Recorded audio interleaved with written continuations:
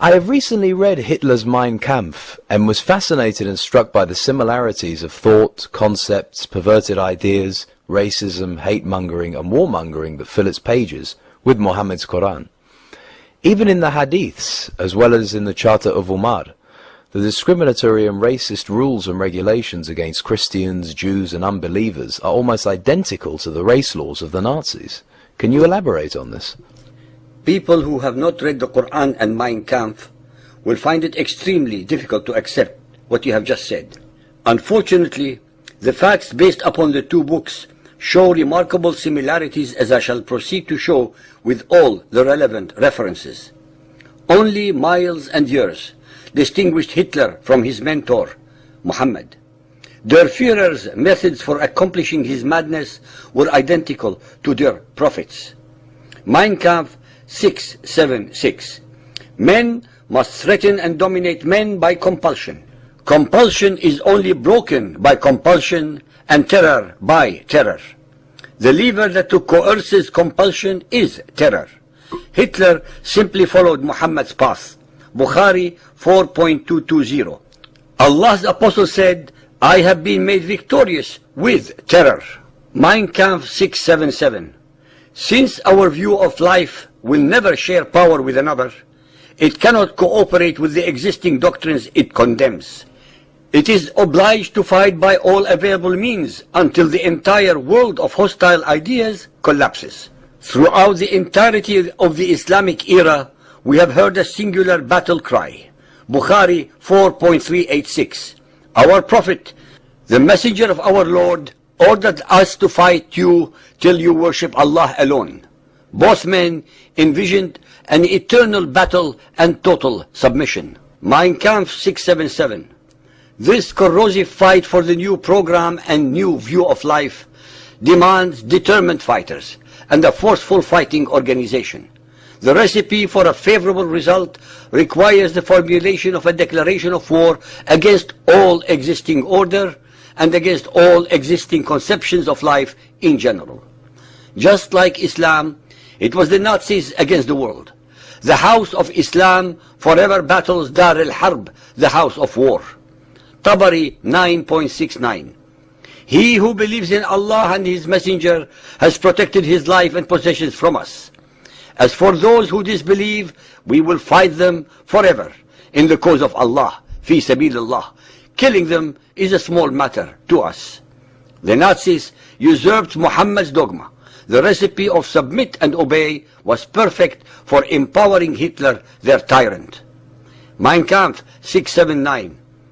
The strength of a party lies in the disciplined obedience of the members to follow their leadership. The decisive factors are leadership and discipline.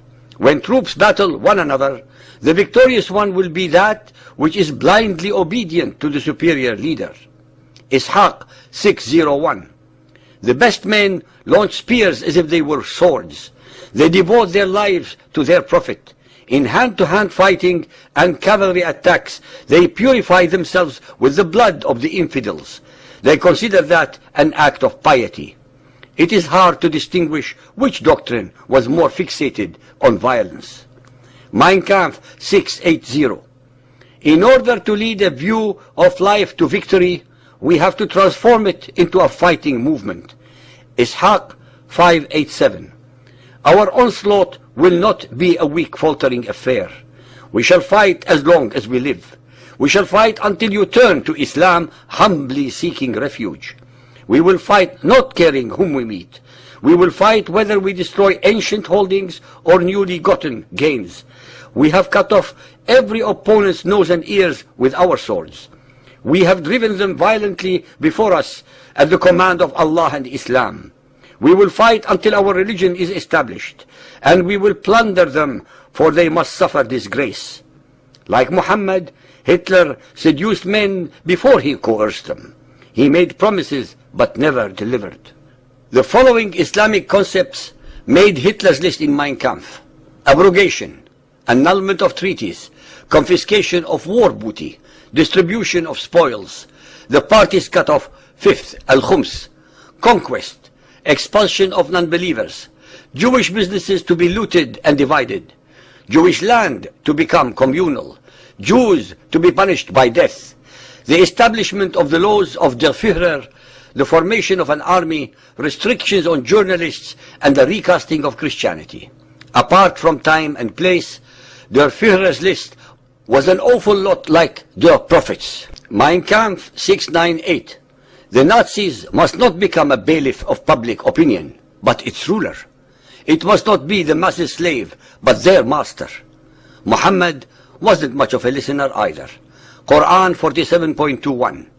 Were they to obey, showing their obedience in modest speech, after the matter of preparation for jihad had been determined for them, it would have been better. If the definition of propaganda is artful deceit, Hitler and Muhammad were grandmasters. Mein Kampf 701. On behalf of our view of life, I will strike the weapon of reply from the enemy's hand personally. And how might Hitler accomplish this? Mein Kampf 702. Skillful propaganda. The best proof of this was furnished by the success of the propaganda. I had before me a surging crowd, filled with the most sacred indignation and utter wrath. In this meeting, I became familiar with the pathos and the gestures which mesmerizing 1,000 people demands. Islam and Nazism share an unhealthy trait, the willingness to link sacred to wrath. And neither can be trusted, as they are willing to abrogate treaties which they do not like. Quran 9.3. And a declaration from Allah and His Messenger to all mankind. Allah is free from all treaty obligations with non-Muslims, that is, unbelievers, and so is His Messenger. Confirming the role of seductive verbal expression in achieving victory, Der Führer said, Mein Kampf 704, the emphasis was put on the spoken word because only it is in a position to bring about great changes for general psychological reasons. Enormous world revolutionary events have not been brought about by the written word, but by the spoken word. Bukhari 6.662. Allah Apostle said, some eloquent speech is as effective as magic. Bukhari 9.127. The Prophet said, I have been given the keys of eloquent speech and given victory with terror. So the treasures of the earth were given to me. The study of Islam, like Nazism, is an expose on gang mentality, uncorrupted by Islam or left free to choose. Few, if any, Arabs would have been capable of perpetrating such horrific deeds. Yet as part of Muhammad's gang of ghouls, they fed off each other's rage. Mein Kampf 845. Nazism must claim the right to force its principles on the whole and educate everyone about its ideas and thoughts without regard to previous boundaries. This is an order to impose Nazism on the world and then to indoctrinate the victims. Bukhari 4.196. Allah's Apostle said, I have been ordered to fight all the people till they say, none has the right to be worshipped but Allah. Islam and Nazism seduced a sufficient number of men to become popular enough to build a coercive militant force. Both usurped pagan traditions to condition adherents and then establish absolute authority over them. By emancipating his indoctrinated followers from Muhammad's legacy, we free them and ourselves from its scourge.